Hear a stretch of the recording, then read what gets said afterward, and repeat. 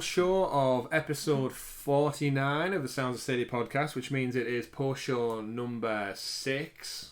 Keeping us right there, Richie. And in this week's post-show, we're going to be talking about birthdays. Specifically, one Google Stadia's birthday, which, ironically enough, the day this video goes live, it's my birthday. So, happy birthday to future Chris. You're not happy birthday, old. Future Chris. Happy birthday, future Chris. He's old as fuck. Well, that's not very nice. I'm old to some, but young to others. Yeah. So you're older than me. All right. This is about Stadia, Richie. This isn't about how old I am in comparison to. I'm taller though, so it doesn't matter. Anyway, It's ladies true. and gentlemen, this is the Sounds of Stadia. We gotta grow up. This is the Sounds of Stadia podcast post show, and if you can't tell, Richie's had 4 birthday beers already. It's not my birthday. You're drinking anyway. Yeah. You'll catch up one day. And you won't really. You can't. Thanks. That's not, well, according to you in the main show, time isn't a thing. So age isn't a thing either, right? If time doesn't exist, age can't exist. Time exists. Time zones are just completely arbitrary. All right. Now you're just getting pedantic over the smaller details of time and age. Topic of the show, Chris. The topic of the post show, Richie, is in fact birthdays, and more importantly, we've got a very important birthday coming up. It is the first birthday of one Google Stadia, and we've been watching this little tyke grow up from a little tiny baby to a full grown mature console. I was going to say something else then. I thought, no, I'll just stick it with the facts. It's a console. No, it's not a console. It's not even, why did I even say that? It's a platform. It's a gaming platform, and we've seen it grow. We've seen it grow from a little tiny egg all the way up to maturity where it's at now. And as it comes up on 1 year, I thought it was about time we discussed its birthday. Is Google a he or a she to start with? I think Stadia. it's it. It's an it. So we're not going to give it a gender. It's genderless. Okay, just because like people you talk about ships and they're christened as a she, and some people refer to their cars as he. Oh yeah, it's kind of people give them to things. But so Stadia is just an it. We're happy with that. Yeah, it's genderless. So yeah. It's a cloud essentially. But for its birthday, we need to talk about what we're going to get it. Now, because it's an it, we obviously can't get it a present. So let's just theorize. Well, it's in the cloud. You can't physically give it to. That is true. That is true. So what more importantly we need to discuss is 19th of November 2020 is its birthday. 2 days after my birthday. All right. We're talking about Stadia. So don't bring up other people's birthdays on this podcast. Who would do such a thing? But more importantly for Stadia, I would like to know what we would like to see on its anniversary or its birthday as such, because we'll have had a full year. It works. We've known that for over a year now, Richie. Yep. We've been playing it quite happily. I, for one, as we come up on a year anniversary, have had next to zero problems with Stadia, full stop. Yeah, I'm pretty much the same. I've had the only problems I had a few hiccups in the early days when I had 20 megabit per second internet. You can just drink water to get rid of hiccups. Yeah. But what about Stadia? I mean, you might chuck them. When I had terrible internet when I first got it, there was a few problems, but it ran. But occasionally, did you get some artifacting in the graphics or a lot of compression? It seemed to constantly bounce between different resolutions. But that was literally on the edge of what Stadia said they could support. Since I upgraded my internet to 200 megabits per second, it's been absolutely fine. Literally, it just runs like a dream. Yeah, it's when I think back over the last several months, from day one, I have internet similar to your current one now, where it's up to 200 megs. So, in terms of playing it in the living room on the Chromecast Ultra, I've had no issues. Playing it on the PC, I tried it on laptops. I've recently tried it on my mobile devices. Fortunately, I have a Samsung Galaxy S10 Plus, which was one of the early mobile devices to get app access. For playing on the go, and obviously now we've got 4G, 5G, LTE accessibility as well.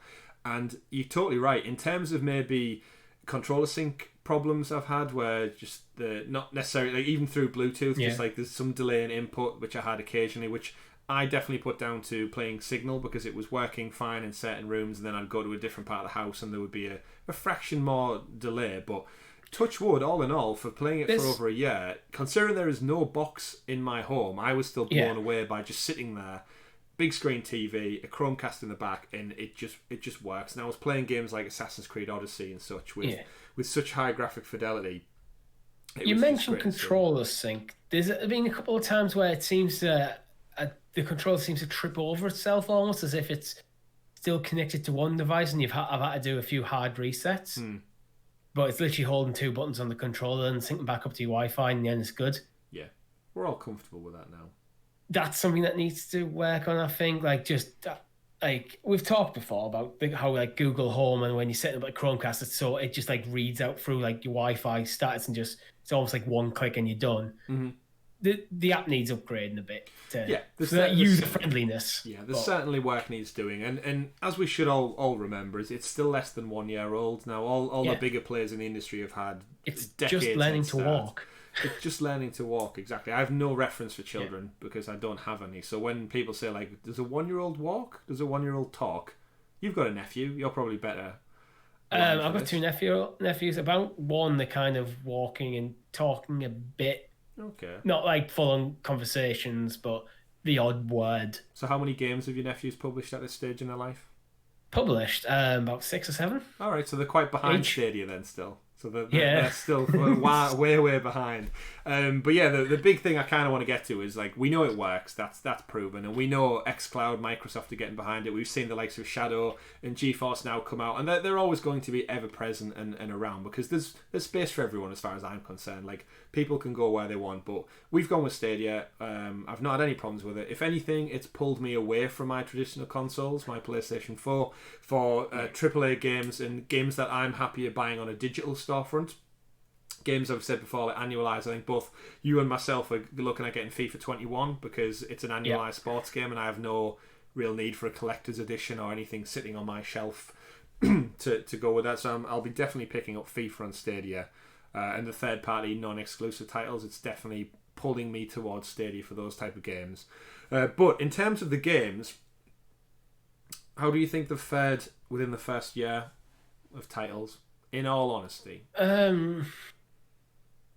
it's been an odd year because I don't think there's been that many non-exclusive big hitters out. There's been one or two, and I think Stadia has had them. Yeah, if we look at the actual titles, so Borderlands 3, the back end of last year, we didn't get day and date, but no, it was like a month later. It was like a month later, but that was literally just after launch. Yeah, so it was indeed. Can be a bit I can forgive that because one thing we have to remember is the developers have no experience with this platform. Like, yeah, they've had to learn to walk as well. We then got the Doom Eternal, the follow-up, which disappointingly and unfortunately for Stadia, if those who are newer to Stadia don't recall, it was supposed to be a launch game for the platform. I wonder how much that bit them in the arse a bit, to be honest. That was meant to be the big killer IP to launch with. Yeah. It was the stuff they and showed it came, what was it, April? March, April time. But that was their game. They showed off at all the Gamescoms, the E3s, to showcase that Stadia could work with minimum latency. And they kind of got screwed over on that one. It just pulled the rug out from under them. To obviously through no fault of their own, it was id and Bethesda who just had to delay it for obvious reasons. But other than that, you're totally right, Richie. 2020, we all know 2020 has been a bit of a shit show of a year anyway. Yeah. Oh god, yeah. As years go, it's a pretty bad one. And in terms of big third-party titles, like Ubisoft didn't have a big hitter out in the March. They usually have like a Far Cry or something to drop in and around that window. Didn't see anything from there. And then due to lockdown and stuff, kind of everything bar the PlayStation exclusives has been pushed back. I don't recall anything we've seen really from Microsoft exclusive. Nintendo this year had Animal Crossing, and I think that's it, right? I put Nintendo in a completely different group. Nintendo just Nintendo things off to the side. In terms of age, Nintendo are like a pensioner at this point, right? They've been kicking around for 30 years now. So, well, obviously as a company longer, but in terms of gaming, they are the utmost. They're the veterans of it all. Still kicking, they still are fighting. literally the veteran. Like, still going. If you take like the modern era of gaming at the point of where the gaming almost collapsed, basically the launch of the NES. I take that as almost like the genesis of modern gaming. Yeah, I would 100% agree with you there. And yeah, they're still going strong. They're not on life support. They have plenty in the bank. And yeah, but in terms of big titles, Animal Crossing, right? Have they had any? No Pokemon game yet. That's weird actually, because usually Pokemon's an annualized franchise, and we've had nothing. Well, to be fair, we haven't even heard anything about the new consoles yet either. So Yeah. well, we have, but I mean, in terms of like price and release date, even though we're in September, Yeah. which is scary. Well, Nintendo, like, they'll bring out a new console at some point. Oh, if and Probably when, a new yeah. version of.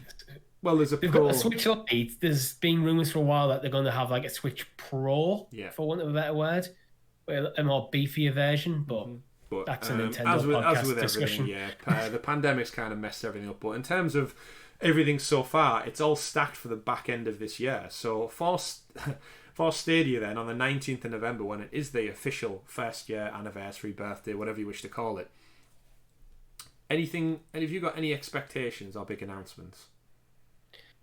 What are they going to? Are they going to go big, or is it going to pass quietly by and with no mention other than a tweet? God, how we mentioned that.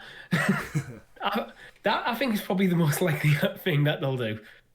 What I think they should do is do a big Connect. We've been asking for a roadmap for like an entire year at this point. Mm-hmm. At this point, it's like, okay, we'll do a massive Connect for on the day of the birthday. We'll go talk about the last year we've had, all the challenges we've faced, all that sort of stuff. This many players, this many games, all that sort of crap. Mm-hmm. And then here's what you can expect in the next coming year. So an actual roadmap. Do you think we'll hear Yeah, about? it doesn't have to be any like hard dates on a lot of things, but just like, even if it's just like a sizzle reel of like some stuff that's unannounced, to go, oh crap, there's a load coming. Just a big tentpole event then.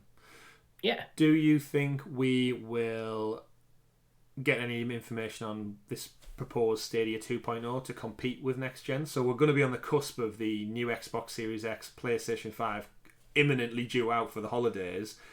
And Stadia, technically, from a performance standpoint, is now behind. So all that stuff they showed up on stage at GDC last year, they're now behind. So all the teraflops and stuff, they're outdated. I think going to come out. Duncan actually on Stadia Talk brought this up, and I kind of agree with him. So yeah, by the way, Chase is back. Hey. But yeah, my favorite podcast. Your favorite podcast? Well, sounds to say it's my favorite podcast. Sorry, Chase. But no, what I think is, I don't think we can think about Stadia in the same way as you would a normal console. I think it's entirely possible with the server blades. There'll be some upgraded blades, but there won't be, all games won't be on all blades, so to speak. So some of the current blades, the ones that don't require be still there it, for the same games. For the next generation games, there might be on next generation blades. Right. So I don't think you're going to ever officially see a Stadia 2.0. Right. They might give an update and go, yeah, we're now up to this many teraflops and all that sort of stuff. But I almost think they might just move away from that and just go, look, the games can run at this game runs at this game runs at that. Part of me thinks they can't step away from that, unfortunately, because it's those type of big numbers. Like, unfortunately, as much as nobody has, like myself included, a clue about teraflops, I know the higher the number, the better. As a base level, it happens with things like mobile phone sales all the time. Every time Apple come out with a new device, it has to have something. And for years, people were hung up on megapixels. Now, anyone who's into photography knows that megapixels aren't the be-all end-all when it comes to the camera. There's a lot of other factors that play into that. The lens being one of the biggest ones. In terms of teraflops, obviously we know from the PlayStation 5 stuff that having the most teraflops doesn't necessarily mean the best performance, but when you're a general consumer who's not really that entwined in the technical details, like our techie teacher Tom is, it's a number to plaster over everywhere and say, no, we can compete with the best. In fact, we're actually better than, and I do honestly think Stadia need to come out and clarify that they can compete with the new next-gen consoles. And the fact that they could get that messaging out alongside the lack of a $400, $500 box, that needs to be shouted about. I think you're there, but I don't think with if a box in your living room, the hardware is set. That is the hardware. With Stadia, we've always talked about it being iterative, and that's where I think there's going to be almost certain skews to Stadia. I don't think it's going to cost consumers any more money. So Stadia 2.0 isn't probably ever going to realistically be a thing, because Stadia 1.0 is already going to still exist and be running the games that you're playing now. Very true. Interesting stuff. Stadia 2.0 is just going to be an expansion that you never see. They'll probably they'll market it and like, oh yeah, this next game it can run. Yeah, when they'll probably come out and go, yeah, Stadia can run up to this billion teraflops, whatever it is.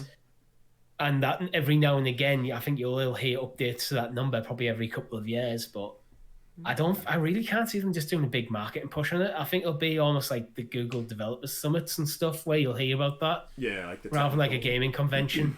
Yeah, the Google. Maybe GDC? Events. Well, if GDC happens next year, definitely. So aside from technical aspects then, do you think we get any big game announcements? Will we hear maybe about day and date like there and then? Are they going to drop Jedi Fallen Order on us? Are they even going to tell us Cyberpunk, which comes out on Stadia's birthday, which is the sourest pill to swallow ever, that it may not be out on the birthday, but it launches it on every other platform on the birthday, and this is one of the biggest games of the year.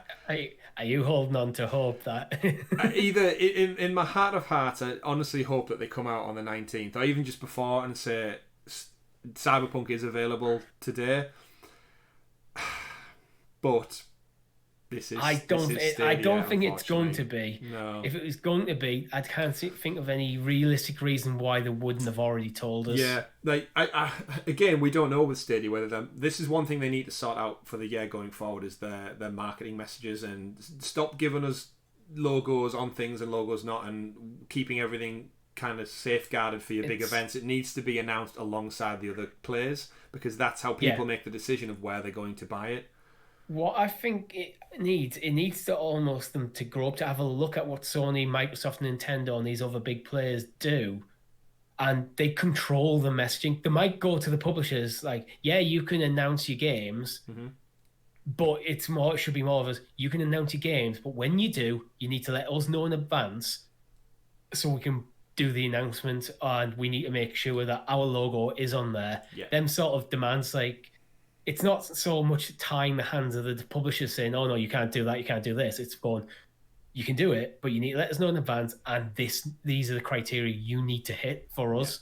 It's strategic. And that's where the falling down is. Like, we talked in the podcast, like logo gate is like, the main thing for me is it's inconsistent. 100%. And back to what you're saying there, strategic partnerships need to happen. You've seen it already with PlayStation 5 and PlayStation 4, and the new Call of Duty game. Call of Duty is huge, and it's not on Stadia. We know it probably won't be for another year or so, if then. But in terms of marketing, every advert you say on television, pretty much, you've seen it already, is exclusive content, early access, all that kind of stuff. That's one of the biggest games in the world. And then people make that synonymous link that it's to do with PlayStation. They do it with FIFA as well. And it's how marketing works. You get in the public mind's eye that, oh, you were linked to that. We spoke about it in the podcast about me and you both thinking Super Bomberman was a Nintendo exclusive IP because of just the aesthetics and how it's marketed. It has origins on Nintendo, but it's not a Nintendo IP. Yeah, I mean, we've seen it with like Crash Bandicoot not be on PlayStation. People are all crazy about it. It's just weird. It just feels wrong, right? And that's because of years and years of marketing that make everyone think that, oh, it's synonymous with that. I mean, it was technically. I'd argue the Switch is the best place to play Crash Bandicoot. I think it suits the form factor of a handheld better, personally. Just the load times, unfortunately. Yeah, maybe not that. Yeah. So any final thoughts on Stadia's birthday? Are they going to surprise us? Do you reckon a free pro game, maybe? Obviously not Cyberpunk. I think they're going to surprise us with something, but what I want to put out there, which is not going to happen, is go bold, bring out Stadia VR, but do it as a partnership with something like an Oculus. Because VR, one of the problems people have with VR is it's another extra cost to get into it, and often the games are somewhat inferior because it's new technology and stuff. So if you have a PlayStation, you have to pay more for the PlayStation VR, which is several £100s. It's the same thing as on PC. Stadia is removing the barrier of entry for the hardware. So you only have to buy, say, for example, an Oculus headset. Just some kind So of partnership. you're basically halving the price, halving the barrier of entry to VR in terms of cost. So I think Stadia, there's a potential there to be a good VR platform.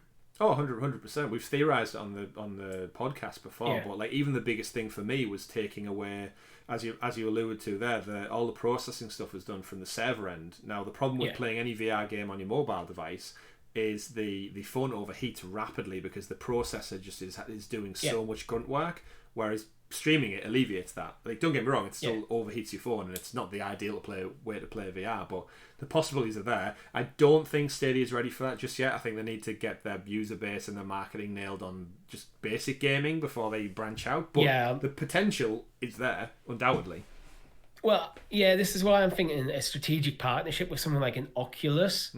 Let them do the work.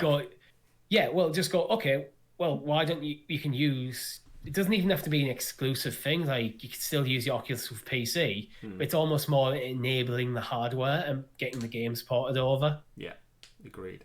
So my big final thing is I'd just like to see a big Stadia cake. Just somewhere on stage. I want to see Phil Harrison blow out candles on a cake. Get the team in. Get the team in. Get merch though. Oh, merchandise would be nice as well. But get the team in. Get is it Jade Raymond? I don't think they can do it this year. Get them all in their virtual houses then, and just I don't know. We'll see. November's still a while the entire away. team stood around the cake blowing at each other is probably not the smart move right now. No, yeah, you're probably right. Actually, scratch that. It's a digital cake. It's a digital cake. I don't know. Give me. In the cloud. It's in the cloud. Yeah. Download your cake. Follow this link. Click the cake. Yeah. Click the cake. Get us overcooked. Speaking of food and cake, bring us Overcooked. Yeah, there you go. Just bring us Overcooked. Think of eating games. What do you want? I want to see Overcooked. I want to see Pac-Man. He does a lot of eating. Yeah. Pac-Man a good get. What other games do you eat on? It's getting some of these staples like Tetris. Yeah, give me Tetris 99. Get Tetris in the door. Get Sonic. I mean, he's no longer console exclusive. Even though I still associate him with Sega, I'm kind of over that now. The Sega, I know it's been pretty much part of everything, but the Genesis Mega Collection, Mega Drive Collection, I think I've bought that twice over, and I have the original still sat over there. But unfortunately, I don't really have the space to plug a Sega Mega Drive in if I want to enjoy it. Yeah, get those classics, bring them across. But either way, we know. I don't know. I'd like to think they're going to do something for the birthday. You can't come up on your year anniversary without celebrating success in some way, shape or form, and giving back to your existing fan base, which would be great. We see everyone else do it with the PlayStation. PlayStation even recently did it with just their 10-year PlayStation Plus anniversary. But you know what? It's an important step. It's a baby step, which we've said, but it's an important step. Just like Stadia, ourselves, Sounds of Stadia, are also coming up on our 1-year anniversary. Richie, our little baby's grown up as well. It's like 3 weeks. I know, we've just done episode 49. Episode 52 will be the year, even though I think the episode is actually going to land earlier than the date. Because of the way date and time works. It's back to this thing you don't believe in about dates and times. With time. And what a way to end the show. He's froze. Told you, the guy who doesn't believe in dates and times gets frozen out himself. Are you back? Yeah, sorry, I went to the future to see what would happen. All right, and in your 452 million.1 futures, what happened? We get Cyberpunk for free as a pro game. Shit. That is crazy. So just 19th of November, pro game. Oh, what's the caveat? What's the world blows up. Great. What a note to end on. But very much, everybody, thank you for stopping by. The cake is a lie. The cake is a lie. Thank you for stopping by for post show number 6, following on from episode 49. Go check it out. We had an amazing guest, and we had Brian from Club Stadia stopping by and filling in for Tom in his absence. Great guest, great show all in all, where we talk games, coming to Stadia, and here we are talking about cake and the world's end. So thank you for joining us for this episode with myself and Richie. We'll be back next week, no doubt, with Tom. Don't forget to let us know in the comments below which things you would like to see on Stadia's birthday. Do you want to see a big cake? Do you want to see games? Do you want to see freebies or merch? Let us know, and let us know what you'd like to see from us from our birthday as well, because that's coming up. So thank you very much. I've been Chris on my Richie.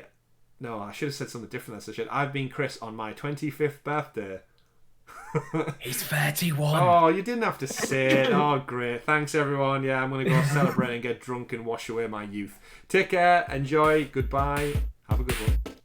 Bye.